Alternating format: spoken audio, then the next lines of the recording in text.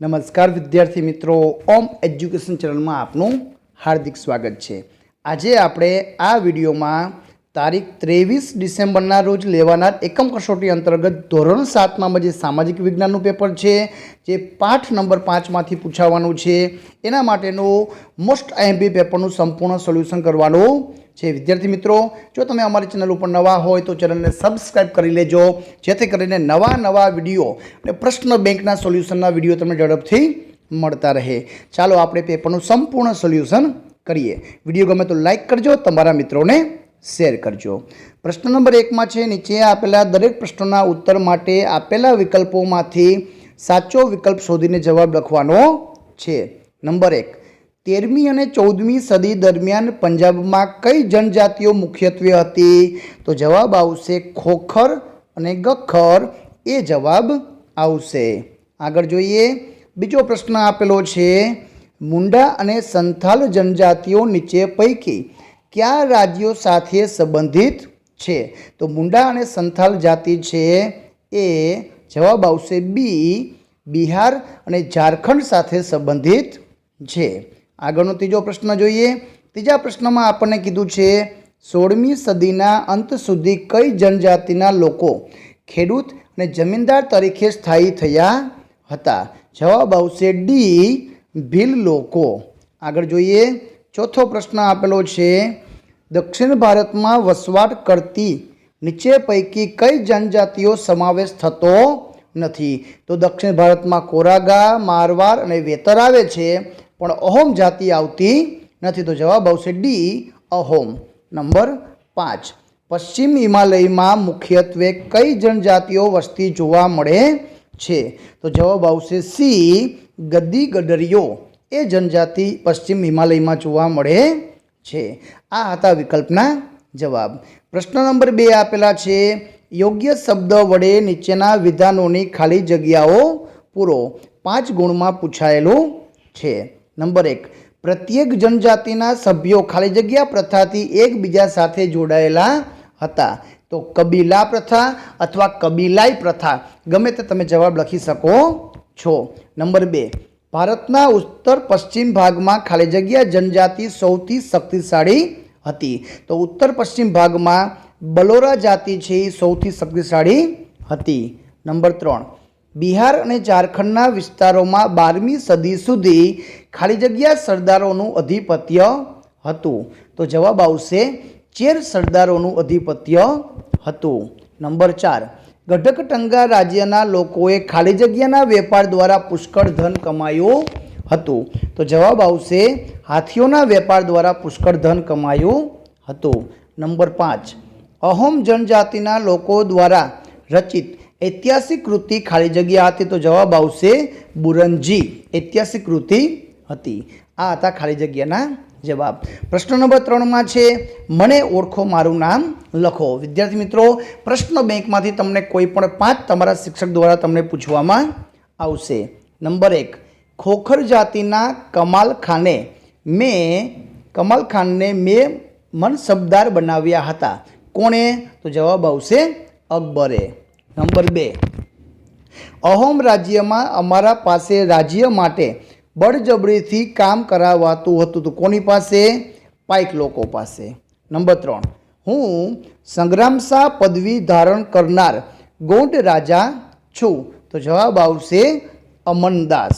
Number 4, अमे चोखानी खेतीनी नवी पद्धतिओ शरू करी हती? तो जवाब आवशे अहोम। नंबर 5, अमारी जनजातिना तमाम पुरुषो युद्धना समये सेना में जोड़ाता? तो जवाब आवशे अहोम जाति। तो आ रीते मने ओळखो मारुं नाम लखवानुं छे। प्रश्न नंबर 4 में आपने 1-2 वाक्यना प्रश्नों पूछायेला छे। 4 गुण में 4 प्रश्न तमने तमारा शिक्षक द्वारा लखावामां आवशे। पहेलो छे, भारतना आदिवासीओनी जीवनशैली केवा प्रकारनी जोवा मळे छे? तो जवाब आवशे भारतना आदिवासीओनी जीवनशैली तेमना विविध उत्सवों, रूढ़ि, परंपराओं, खोराक, પહેરવેશ, बोली, चित्रों, संगीत अने नृत्यनी कलाओं में जोई शकाय छे। नंबर 2, चेर जाति पर मुगल वंशना कया शासके प्रभुत्व स्थापित कर्युं हतुं? तो जवाब आवशे ચેર જાતિ પર મુગલ વંશના શાસક ઔરંગઝેબે પ્રભુત્વ સ્થાપિત કર્યું હતું? નંબર 3 જોઈએ તો નંબર 3માં આપેલું છે ગઢકટંગા ગોળ રાજ્યોમાં કેટલા ગામડાઓનો સમાવેશ થતો હતો? જવાબ આવશે ગઢકટંગાના ગોળ રાજ્યોમાં 70,000 ગામડાઓનો સમાવેશ થતો હતો. નંબર 4 વર્તમાન સમયની યોજનાઓ અને શિક્ષણના કારણે આદિવાસી સમાજમાં કેવું પરિવર્તન આવ્યું છે? તો આજે આદિવાસીઓના જીવનમાં ત્યાં પાકા મકાનોમાં રહે છે, શિક્ષણની સુવિધા મેળવે છે, આધુનિક પહેરવેશ પહેરે છે વગેરે જોવા મળે છે ને આ રીતે સમાજમાં સામાજિક ચેતના પ્રવર્તે છે. તો આ રીતે પરિવર્તન આવ્યું એવો જવાબ લખી શકાય. આગળ જોઈએ પ્રશ્ન નંબર 5માં આપણને ટૂંકનોંધ પૂછાયેલી છે. તમને તમારા શિક્ષક દ્વારા કોઈ પણ 2 ટૂંકનોંધ છે 3 ને 3 6 ગુણમાં લખાવવામાં આવશે. તો અહીં પેલી ભીલ જનજાતિની ટૂંકનોંધ છે તો લખી શકાય ભીલ જનજાતિ જનજાતિઓના ગણનાપાત્ર હતી. તે પશ્ચિમ અને મધ્ય ભારતમાં ફેલાયેલા હતા. ગુજરાત અને મધ્યપ્રદેશ રાજ્યમાં ભીલ સરદારોના રજવાડા હતા. કબીલાઓ 16મી સદીના અંત સુધીમાં તેમાંના ઘણા ખેડૂતો અને જમીનદાર તરીકે સ્થાયી થયા હતા.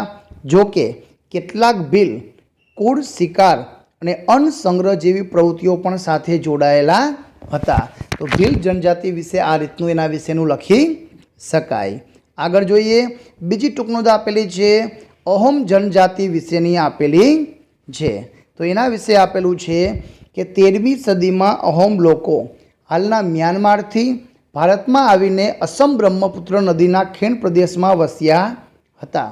તેમણે જૂની રાજકીય વ્યવસ્થાની બદલી 16મી સદીમાં ચૂંટીઓ અને કોચહાજ રાજ્યોમાં પોતાના રાજ્યમાં ભેળવીને તેમની આસપાસની જનજાતિઓને જીતીને અહોમ લોકોએ વિશાળ અહોમ રાજ્યની સ્થાપના કરી હતી. 17મી સદીમાં અહોમ લોકો દારૂગોળો અને તોપો બનાવી શકતા હતા. અહોમ રાજ્ય બળજબરી પૂર્વકના શ્રમ પર આધારિત હતું. રાજ્ય માટે બળજબરીથી કામ કરતા લોકો પાઇક કહેવામાં આવતા.